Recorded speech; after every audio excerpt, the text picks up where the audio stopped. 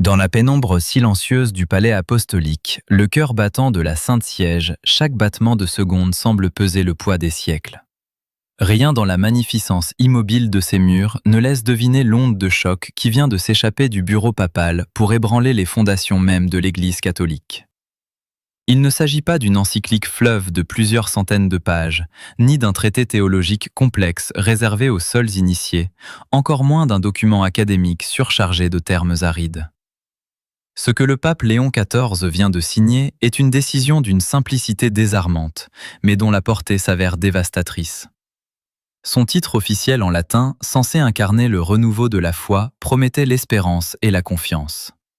Mais dans la pénombre des couloirs du Vatican, parmi les cardinaux, les prélats et les collaborateurs les plus proches, ce texte porte déjà un tout autre nom, bien plus sombre et sans équivoque, l'abolition. En une seule signature, déposée au terme d'un processus conduit dans un silence absolu, sans longue consultation, sans comité d'experts ni votes interminables, le souverain pontife a balayé 3 coutumes historiques que des générations de fidèles et de prélats considéraient comme immuables. Le conflit conceptuel qui s'ouvre alors dépasse le simple cadre administratif. Il pose une question existentielle et brutale que l'institution avait évitée depuis des décennies. Que reste-t-il de l'identité de l'Église lorsque sa façade réglementaire et ses structures de pouvoir sont soudainement mises à nu? Le premier acte de ce séisme frappe directement le centre névralgique du pouvoir financier romain. Le décret papal ordonne la fermeture définitive, immédiate et irrémédiable de l'Institut pour les œuvres de religion, plus connu sous le nom de Banque du Vatican. Depuis des générations, cette institution s'était érigée comme une forteresse impénétrable, entourée de mystères, protégeant ses opérations sous un voile de confidentialité supérieur à celui de n'importe quelle entité bancaire mondiale. Mais derrière cette opacité, censée garantir l'indépendance de la Sainte Siège, se sont accumulés au fil des ans des scandales persistants, des accusations de blanchiment d'argent, des transactions opaques et des alliances troublantes qui ont profondément érodé la crédibilité morale de l'Église. Léon XIV ne s'est pas contenté d'ajuster des règlements ou de remplacer des dirigeants. Identifiant que la racine du mal était structurelle, il a fait le choix radical d'éteindre l'institution elle-même, exigeant que l'intégralité de ses ressources soit transférée vers un nouvel organisme inédit, le Fonds de soutien diocésain, basé sur des principes intangibles de transparence absolue, d'audits internationaux indépendants et de publications financières trimestrielles accessibles à tous. Ce fonds réoriente les capitaux vers les régions les plus démunies et interdit tout investissement dans l'armement ou l'exploitation humaine.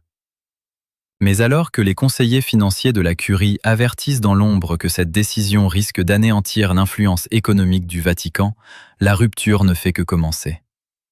Car la véritable faille ne réside pas seulement dans la circulation du capital, mais dans la gestion du secret le plus lourd de l'institution, poussant certains cardinaux à évoquer à mots couverts la possibilité d'exiger la démission du Saint-Père. Alors que le choc de la disparition de la Banque du Vatican parcourait encore les chancelleries et les dicastères, la seconde décision du décret venait trancher dans ce que l'institution avait de plus douloureux, de plus intime et de plus verrouillé. Par un ordre net, irréversible et sans équivoque, le pape Léon XIV a prononcé l'abolition définitive du secret pontifical pour tous les cas liés aux abus et aux violences commis contre des mineurs. Pendant des décennies, cette construction juridique avait été présentée comme un bouclier destiné à préserver la confidentialité des enquêtes internes. Mais derrière les portes closes des archives secrètes, ce silence institutionnel avait fini par protéger la structure au détriment des victimes, laissant des enfants, des adolescents et des familles entières face à une souffrance inexprimable, oubliée dans les méandres de procédures confidentielles. Le texte du pape établit une rupture sans précédent. Interdiction absolue de garder le silence quand la sécurité d'un enfant est en jeu. Obligation stricte pour tous les diocèses de collaborer pleinement et sans délai avec les autorités civiles.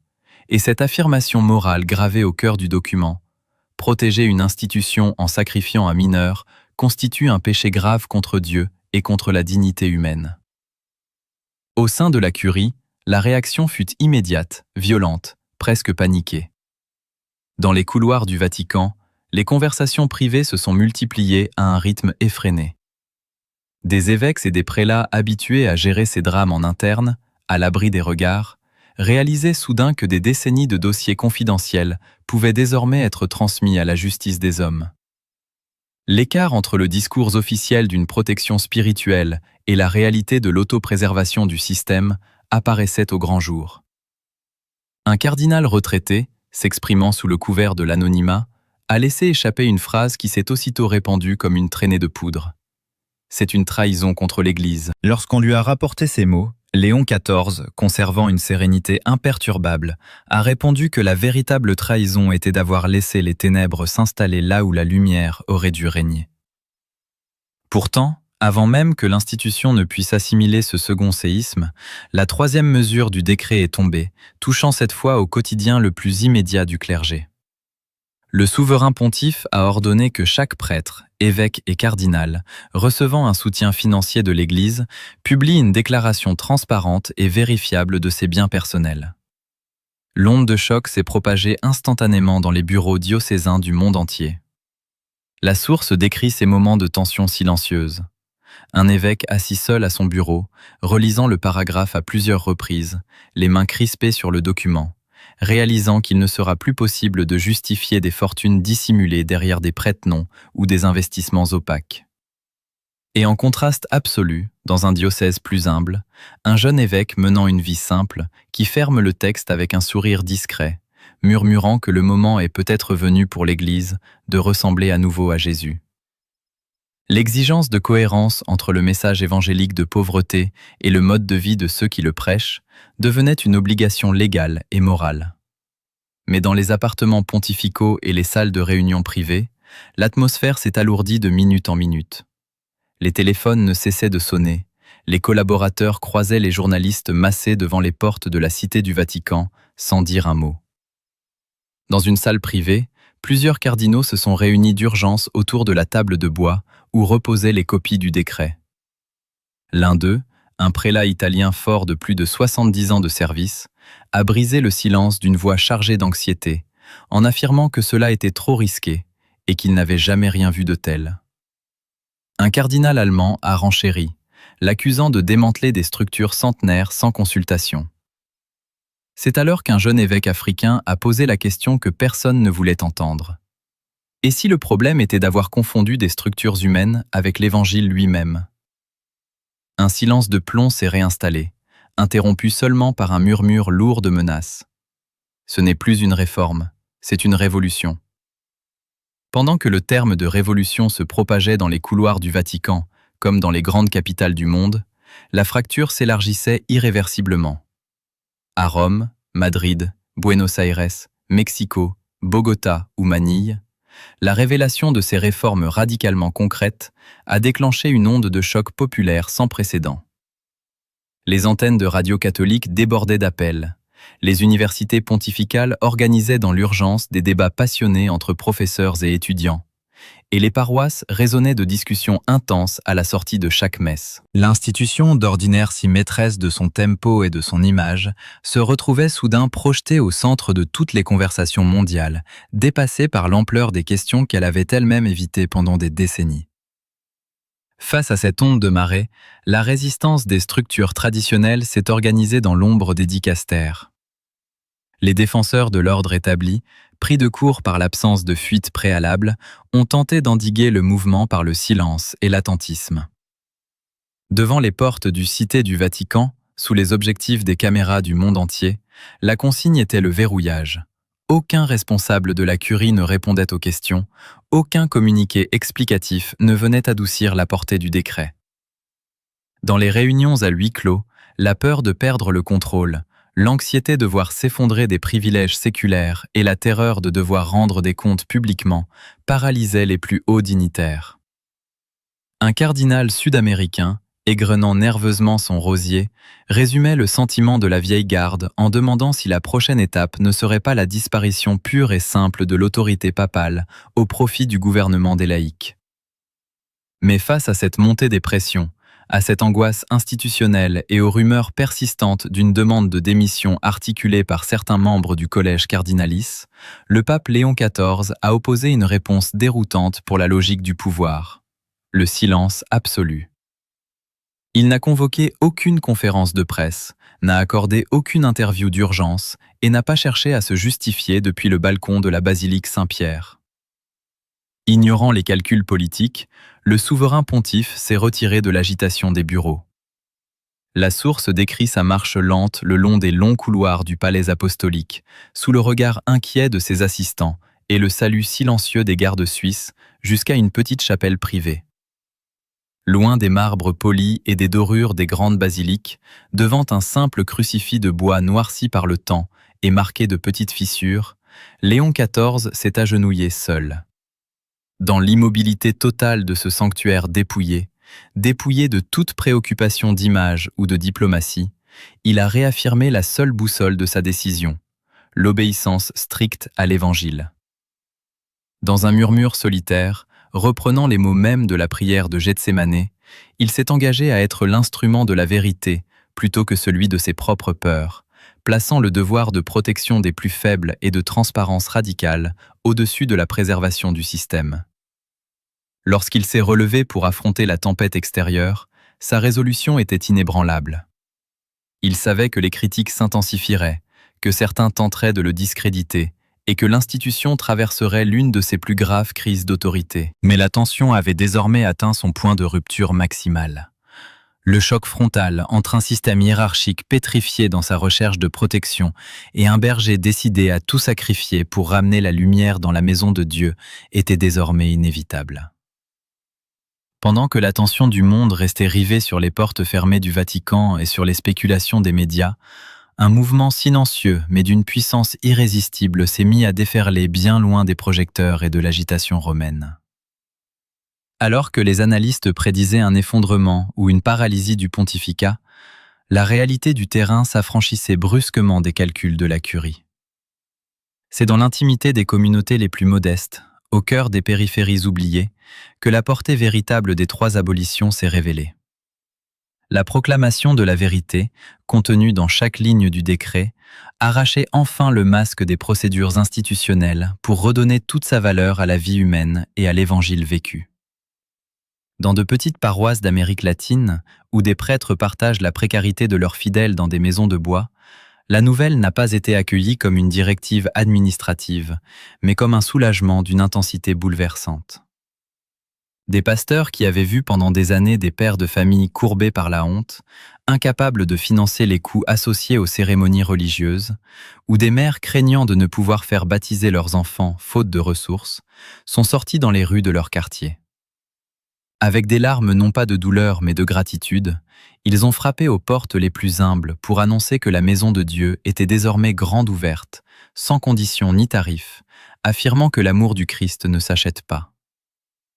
En Afrique, où des milliers de catéchistes, de bénévoles et de collaborateurs locaux entretenaient depuis des décennies la vie de chapelles isolées dans le don de soi absolu et sans jamais rechercher de reconnaissance, le changement s'est fait sentir comme un acte de justice sacrée. La fin des opacités financières et la valorisation du service humble venaient reconnaître leur sacrifice silencieux. De même, à travers toute l'Asie, des diocèses qui maintenaient jusqu'alors des règles d'accès rigides et excluantes ont commencé à rouvrir leurs portes, accueillant des familles éloignées par la rigidité des coutumes. Mais c'est en Europe, sur le terrain le plus douloureux des blessures accumulées, que la vérité a produit son effet le plus libérateur. Des victimes d'abus, dont les voix s'étaient étouffées pendant des décennies contre le mur du secret pontifical et l'indifférence des procédures confidentielles, ont commencé à reprendre la parole. Non pas dans un esprit de vengeance, mais avec le sentiment profond et nouveau que leur souffrance était enfin entendue, reconnue, et que la justice devenait possible. Simultanément, en Amérique du Nord, un élan inédit incitait des laïcs, des avocats, des comptables, des enseignants et des pères de famille à offrir volontairement leur expertise pour intégrer les nouveaux conseils de gestion diocésains, incarnant cette réalité balayée par le cléricalisme. L'Église appartient à l'ensemble du peuple de Dieu. Ce basculement massif des consciences a fait voler en éclats le mythe d'une Église uniquement définie par ses hiérarchies et ses coffres-forts. La voix du souverain pontife, portée par la force des actes concrets, a rappelé à une institution figée que la richesse véritable ne résidait ni dans les édifices majestueux, ni dans l'influence politique, mais dans la présence vivante du Christ et l'amour authentique envers les plus vulnérables. En refusant de céder à la peur, en choisissant la transparence au prix du scandale et de la division, Léon XIV a imposé une vérité incontournable. Aucune structure humaine, aucun prestige institutionnel ne peut prévaloir sur la dignité d'un enfant ou sur la simplicité de l'Évangile.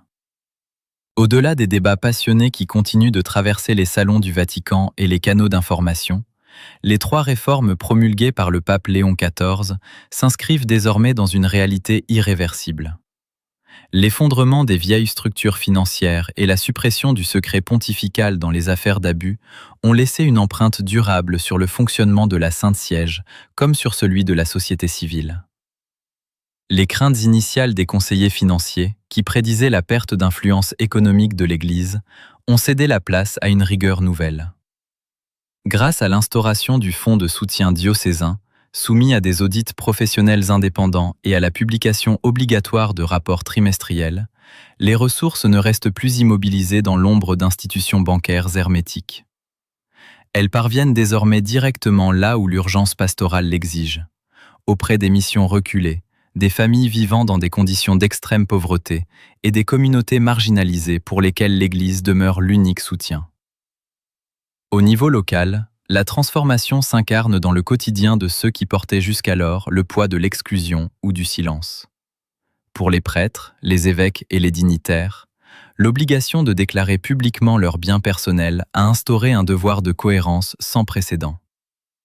La coupure entre les discours de justice sociale et les styles de vie ostentatoires s'efface au profit de ceux qui avaient toujours choisi la simplicité.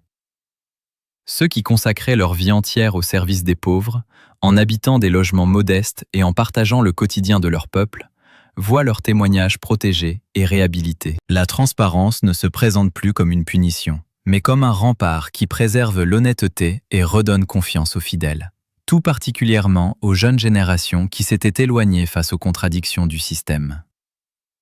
Dans le même temps, la fin définitive du secret pontifical a ouvert une voie de guérison là où les blessures semblaient irréparables. Les victimes d'abus et leurs familles ne se heurtent plus à l'obstacle des investigations confidentielles ou des archives scellées. L'obligation stricte de transmission des documents aux autorités civiles a transformé la coopération en un devoir sacré. Cette décision morale a brisé la culture de la protection institutionnelle pour placer la dignité de la personne humaine au-dessus de tout prestige extérieur. Cette traversée des tensions institutionnelles ramène l'attention vers l'essence même de l'aventure humaine et spirituelle engagée depuis le palais apostolique.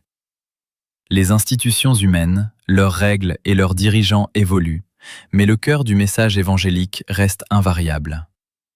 En répondant au bruit du monde par la prière et la fidélité aux origines, le pape Léon XIV a rappelé que la force d'une communauté ne réside ni dans ses richesses cachées, ni dans la conservation de ses privilèges, mais dans son